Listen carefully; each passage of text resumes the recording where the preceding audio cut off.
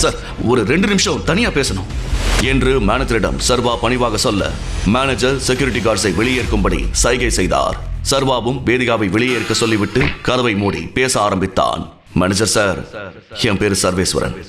எனக்கு வேற பேர் இருக்கு.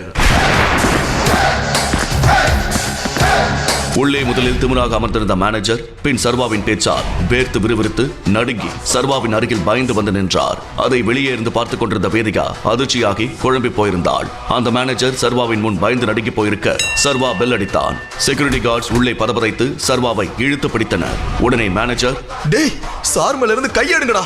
அவர் யாரு? அவரோட ரேஞ்ச் என்ன? பாம்பேல அவர் இருக்கிற செல்வாக்கு என்னன்னு தெரியுமா? சாரி சார், உங்க ஒய்ஃப்னு தெரியாம தப்பா பேசிட்டேன். அப்ப அந்த லோன் மேட்டர்? சார் இது உங்க பேங்க் சார், எவ்வளவு வேணும்னா எடுத்துக்கோங்க சார்.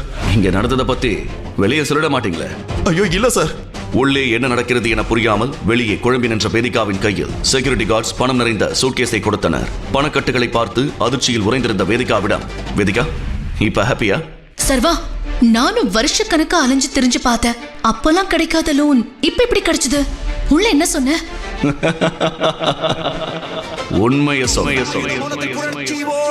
உண்மையில் என்ன நடந்தது என்று புரியாத குழப்பத்தில் வேதிகா நின்றிருந்தாள்.